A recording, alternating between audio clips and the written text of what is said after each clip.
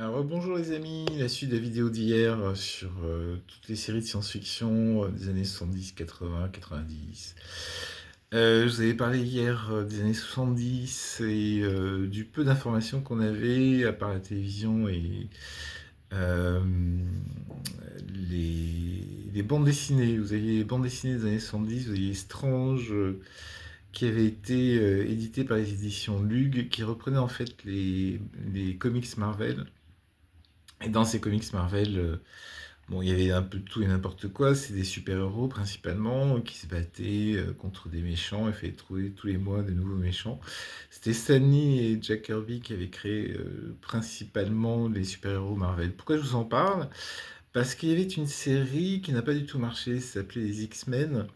Elle n'a pas marché aux États-Unis, elle a marché un peu plus en France, elle a été parue dans Strange où ça racontait l'histoire de cinq adolescents qui étaient des mutants, c'est-à-dire qu'ils avaient des super pouvoirs, ils sont nés avec, et qui étaient sous le contrôle du professeur Xavier.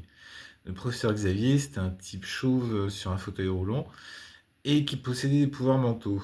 À l'origine de cette histoire, donc c'est le FBI qui aurait demandé au professeur Xavier de créer cette école, ou l'inverse, c'est Xavier qui serait parti voir le gouvernement, pour créer une école pour jeunes surdoués, c'est-à-dire que de plus en plus dans le monde, il y avait des gamins qui naissaient avec des super pouvoirs. Alors, chez les X-Men, il y avait un gamin qui était capable de se transformer en bonhomme de neige, un autre qui avait des ailes dans le dos, et un autre qui ressemblait de plus en plus à un singe, une jeune fille qui était capable de faire léviter des objets par la pensée, et un autre qui lançait des rayons laser avec ses yeux. Alors, pourquoi, où je voulais en venir? Donc, c'est des mutants, ils sont à peu près tous entre 13 et 15 ans. Ils sont entraînés tous les jours pour soi-disant maximiser leur pouvoir. Et ils portent le même uniforme, donc limite école paramilitaire.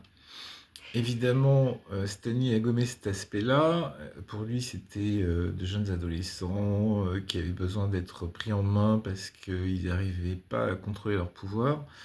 Et que grâce à leur mentor, le professeur Xavier, ils ont pu s'en servir correctement. Et donc, ils avaient peur à l'époque qu'il y ait de la concurrence avec les autres pays, puisque des nouvelles races d'enfants étaient nées un peu partout dans le monde, donc ces fameux mutants, et qui pouvaient être aussi bien en Union soviétique, on était en pleine guerre froide, que dans d'autres pays. Et donc l'idée, c'était évidemment de former ces adolescents à devenir des armes pour le gouvernement américain. Mais c'était pas présenté comme ça, si vous voulez, à l'époque. Et ça rappelle beaucoup le projet Montauk et la série Stranger Things. Après, les X-Men ont changé. Ils ont changé de leur fusil d'épaule. Ils n'ont plus pris des adolescents, mais ils ont pris des jeunes adultes capables de maîtriser eux-mêmes leurs pouvoirs. Et ça a fait un carton parce qu'ils ont changé carrément d'équipe, et d'équipe créatrice, etc., etc. Pourquoi la science-fiction, elle a autant intéressé les gens dans les années 70, quoi? Star Wars, Goldorak. Goldorak, c'est l'histoire d'un extraterrestre qui débarque sur Terre avec son vaisseau spatial, le fameux Goldorak, qui est en fait un guerrier géant robotisé, et qui essaye de s'intégrer à la société, enfin qui essaye plus ou moins, parce qu'il est palefrenier dans un ranch, et il a été adopté par le professeur Procyon, qui était un grand scientifique. Et en fait, pourquoi en France ça a cartonné et au Japon pas du tout, c'est que l'histoire d'un extraterrestre qui débarque sur Terre. Donc si vous remplacez le terme mutant par Starseed chez les X-Men, et si vous identifiez au personnage d'Actarus, l'extraterrestre qui est venu sauver la Terre, ça pose question. Ça pose énormément de questions. Pourquoi les gens ont adhéré? Peut-être parce qu'au fond d'eux-mêmes, il y avait une petite lumière qui leur disait «Hey, ça me rappelle quelque chose». Après les années 2000, je fais un grand saut. Je vais directement aux années 2000. Fin de 2000, vous aviez internet qui a commencé à exploser. Donc les gens regardaient de moins en moins la télé, puisqu'on nous proposait que des programmes de télé-réalité. Et donc les gens se sont dit quand même il doit y avoir une autre réalité. Et si vous naviguiez sur le web, et surtout sur YouTube, vous avez pu regarder plusieurs vidéos, notamment des vidéos Êtes-vous un indigo, un enfant indigo?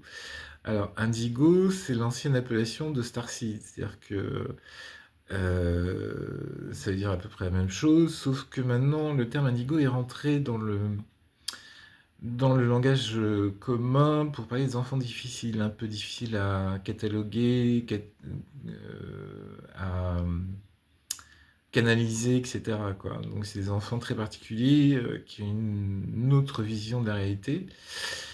Et certains pédagogues disent même qu'ils sont télépathes, c'est-à-dire qu'on ne peut pas leur raconter des bobards, ils savent immédiatement à qui ils ont affaire, quoi. Et donc, cette nouvelle dimension des enfants indigos pose énormément de problèmes à l'éducation nationale, quel que soit le pays. Et en fait, dans les vidéos YouTube, il vous explique que si vous sentez toujours une âme ayant l'impression que votre vie réelle n'est pas sur Terre, mais que vous regardez le ciel en essayant désespérément de savoir qui pourrait vous sauver, ou rejoindre des gens qui sont comme vous, c'est-à-dire qu'il y a beaucoup de gens en fait se sont reconnus dans cette description. Et beaucoup de gens ont compris en fait qu'ils étaient perçus par leurs voisins, familles, amis, comme des extraterrestres, des ovnis, quoi, des gens qui n'arrivaient pas à s'adapter dans la vie réelle de tous les jours, qu'il y avait un truc, quoi, et que c'était pas possible qu'on nous raconte des cracks. Et donc les nouvelles générations sont nées carrément avec cette idée que oui, les extraterrestres existent, oui, ils en font partie, oui, on se plante complètement sur la Terre, c'est quoi cette histoire qu'on nous raconte? Est-ce que ça fait partie d'un plan? Oui, évidemment, ça fait partie d'un plan que nos amis galactiques ont mis en place pour essayer de nous réveiller de notre hypnotisme collectif et général et pour provoquer un sursaut, un réveil, l'envie d'aller voir plus loin, d'aller voir au-delà des apparences, au-delà de ce qu'on nous raconte, de ce qu'on essaie de nous raconter dans les grands médias, et de chercher quelle est la vérité, la réalité, quoi. La série X-Files avait bien débunké certains trucs. C'est pas qu'ils ont débunké, en fait, ils ont mis en scène, si vous voulez, des choses qui nous paraissaient absolument délirantes. Hier, je vous racontais que c'était l'armée qui aurait conclu, enfin l'armée et plusieurs pays qui auraient conclu des pactes avec les extraterrestres. C'est ce qu'on nous a raconté, mais seulement dans les années 2000, avec Eisenhower qui aurait refusé, lui, de traiter avec les bons extraterrestres, la Fédération galactique, les Pléiadiens, etc. Et alors que le complexe militaro-industriel aurait conclu des accords dans son dos avec des races beaucoup plus involutives. Les dracos reptiliens, les nazis du 4e Reich, etc. Donc ce conglomérat de créatures insensées qui essayent désespérément de prendre le contrôle de la Terre. Alors, pourquoi je vous raconte ça? Bon, je pense que vous avez dû vous reconnaître dans ce que j'ai évoqué. Au-delà de ça, à partir donc fin 2000, des années 2000, on avait l'explosion d'Internet et la possibilité de regarder sur nos écrans, alors que ce soit sur les ordinateurs portables ou sur nos mobiles un petit peu plus tard, des centaines de vidéos qui nous parlent justement d'extraterrestres, de témoignages. Et donc, parmi ces divulgateurs, on va dire, moi je suivais Kerry Cassidy et Bill Ryan. Alors, Kerry Cassidy et Bill Ryan, pourquoi? Parce que leurs vidéos étaient sous-titrées en français. À l'époque, YouTube ne proposait pas cette alternative. Donc, c'est des vidéos américaines. Et donc, beaucoup étaient traduites en français. Parmi ces vidéos, vous avez des divulgations absolument extraordinaires. D'ailleurs, je vous invite à regarder la chaîne de Bill Ryan, Projet Avalon, où vous avez des témoignages absolument géniaux. parmi ces témoignages, vous avez Bob Dean, et j'ai oublié les trois quarts. Wilcock, David Wilcock, David Icke, que je n'aime pas. Il y avait aussi, enfin, il y en avait un paquet. Parmi tous ces paquets de gens, il y avait un certain Neumann. C'est un pseudo qui expliquait que les différents gouvernements, enfin les laboratoires secrets, pardon, étaient en train de développer des virus et des maladies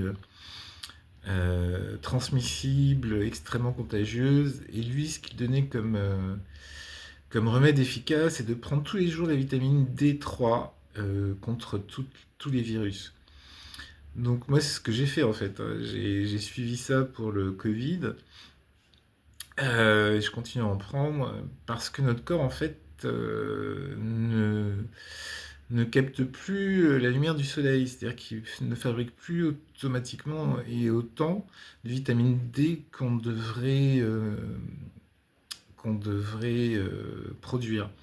Et donc du coup, en Allemagne, ils avaient fait des recherches, ils s'étaient aperçus que les gens qui avaient chopé le Covid étaient en déficit de vitamine D3. C'est un petit conseil que je vous donne.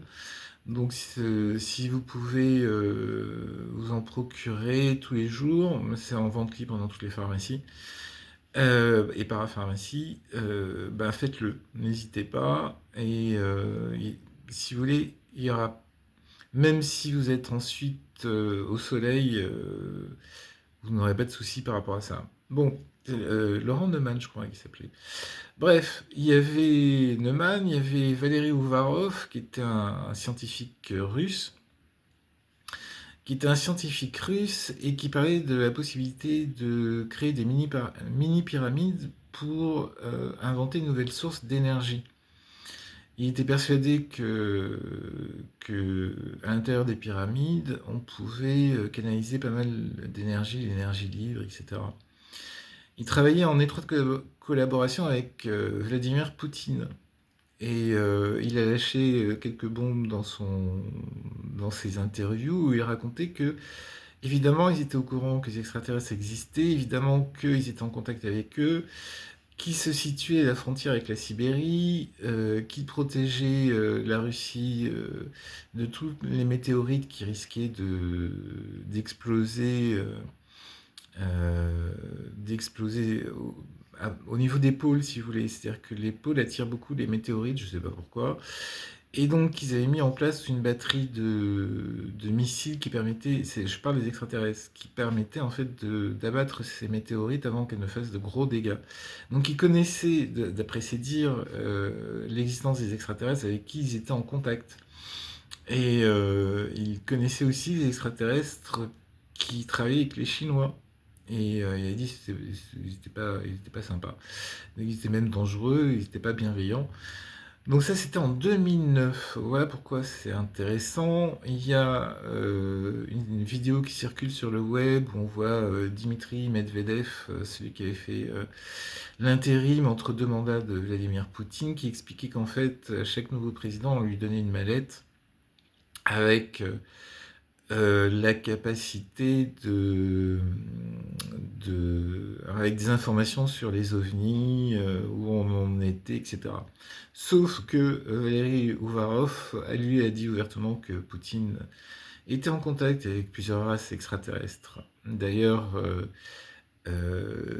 dans les vidéos de Team Space News, Team explique que les Pléiadiens, dont la reine de Témer, la reine Alémine ou Alexandra ou ce que vous voulez, étaient en contact régulièrement avec Poutine et ils ont mis fin à leur contact à un moment donné. Pourquoi je vous parle de ça? Pourquoi je vous parlais de Neumann qui parlait de la vitamine D3?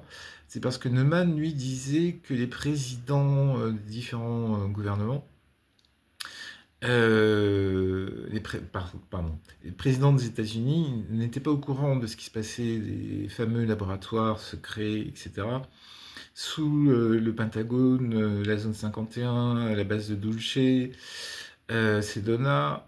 Donc les présidents était élu pendant 4 ans, voire 8 ans, dans le meilleur des cas, et il disparaissait. Donc, si vous voulez, il n'y avait pas de continuité, d'autant plus qu'il y avait beaucoup de l'alternance gauche-droite aux États-Unis. Enfin, c'était pas gauche-droite, c'est droite-droite, droite dure, droite décomplexée.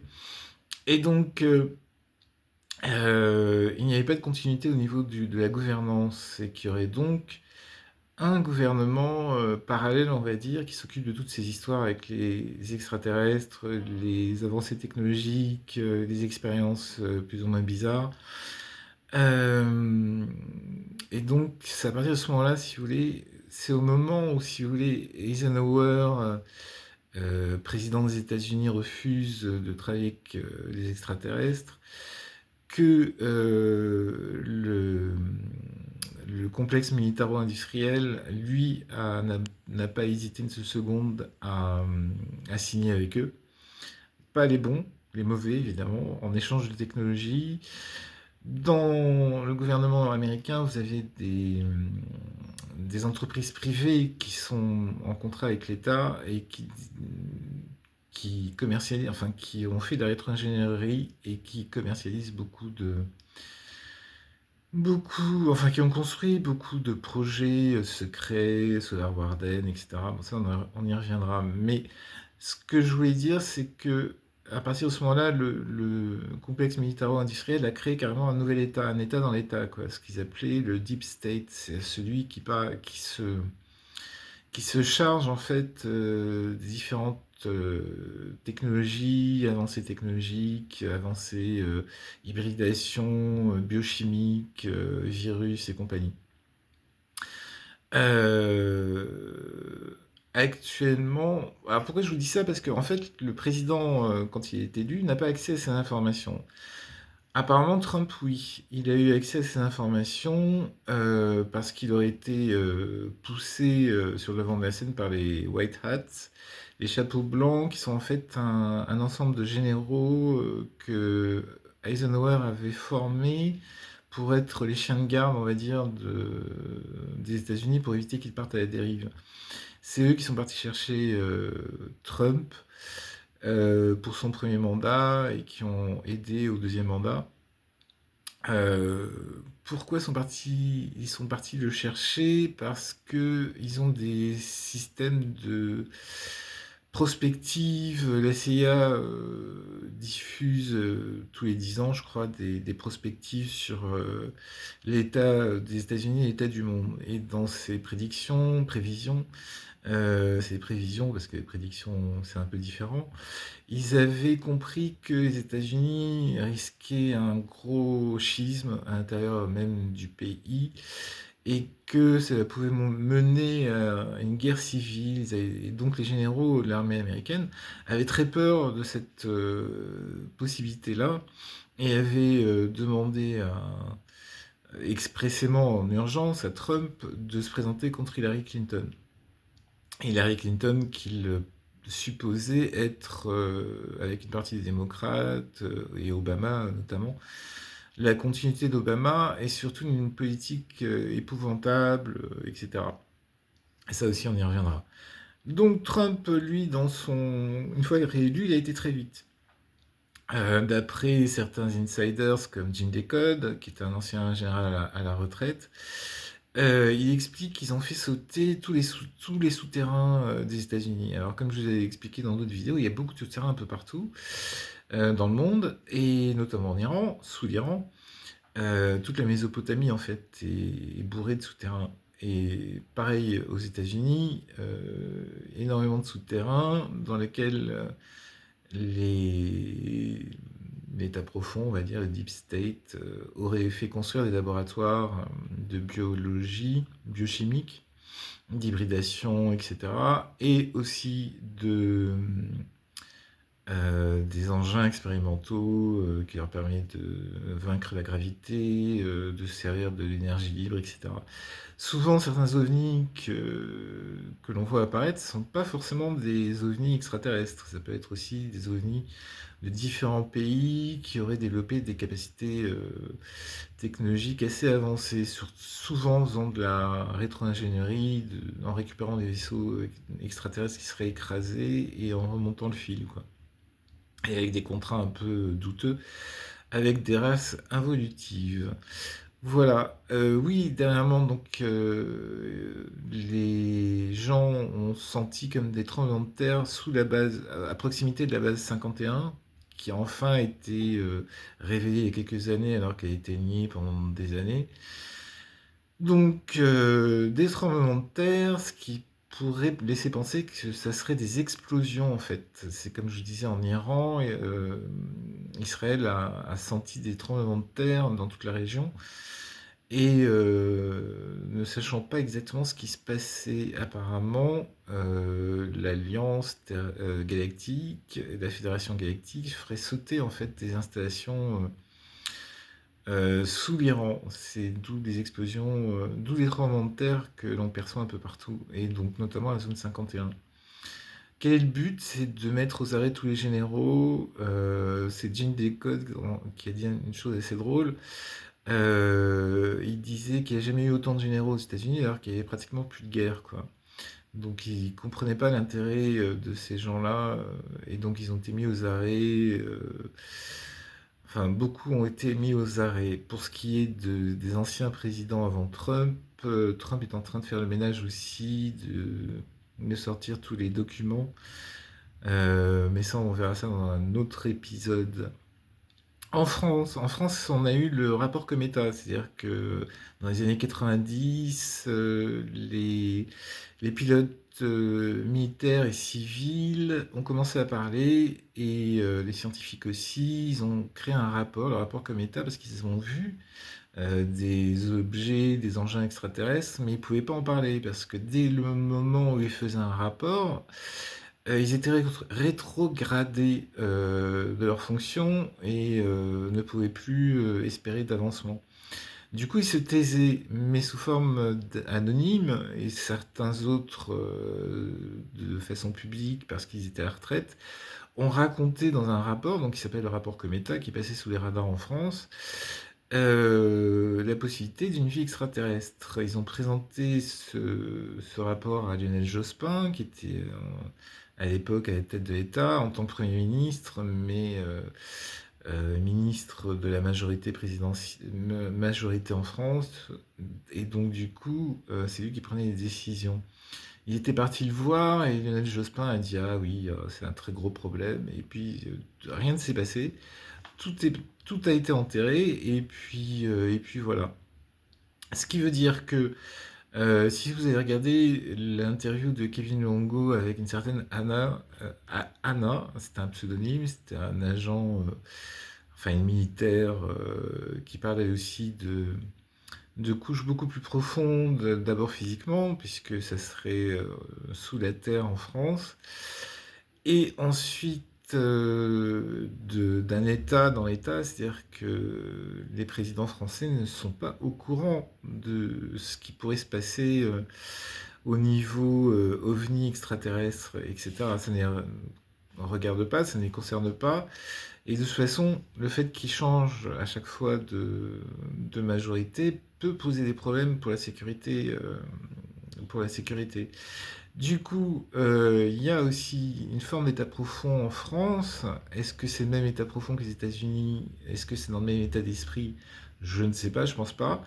Simplement, c'est un état militaire mais qui, en dehors de nos militaires actuels, et qui possède une technologie très avancée. D'après Anna, ils ont des Stargate, des vaisseaux beaucoup plus sophistiqués, etc., etc. Est-ce qu'ils travaillent avec l'Alliance terrestre?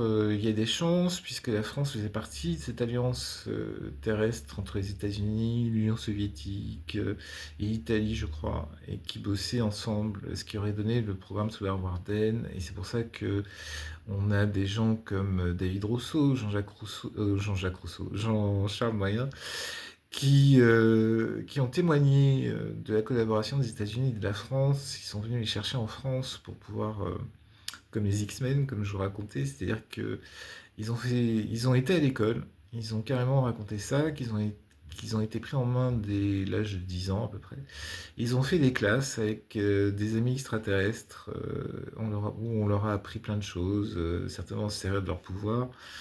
etc., etc. Donc voilà, ça fait beaucoup. Beaucoup d'informations. J'étais parti de Goldorak et on est arrivé au gouvernement. Gouvernement, alors je vous ai parlé simplement donc des États-Unis, de l'Union soviétique, de la Russie actuelle, de la France. Les autres, je connais pas, je peux pas vous dire quoi que ce soit. Mais il y aura encore beaucoup à dire. Si en fait, on peut savoir si on gratte un peu, on peut savoir à quel gouvernement travaille avec les extraterrestres. Mais ça sera pour un prochain épisode. Voilà. J'espère que ça vous a plu. N'hésitez pas. Alors là, je vais le dire parce que je le dis jamais. Mettez des pouces. Bon, ça, il y en a. Mais abonnez-vous surtout. C'est assez important. Abonnez-vous, partagez, cliquez. Enfin, se faire. euh, voilà, faites la promotion de cette chaîne. Je voulais juste dire un petit mot. Hier, j'avais fait la promotion de la page Facebook En direct des Galactiques. Et bon, ça fait plouf. Les gens ne veulent pas aller voir, mais c'est dommage. Je vous conseille vraiment d'y aller parce qu'il y a vraiment des vidéos très intéressantes, notamment de Street Cap One, où il avait publié, diffusé des vidéos absolument géniales et que je vous conseille d'aller voir parce que c'est assez étonnant. Ça vous donne une autre réalité une autre image de la réalité actuelle. Voilà. Notamment, je vous dis l'image du soleil avec beaucoup de vaisseaux spatiaux à côté, enfin qui devant le soleil, quoi. Voilà, je vous embête pas plus, je vous souhaite une bonne journée, je vous souhaite de vous éclater pour ce long week-end de l'Ascension, et je vous dis à très bientôt.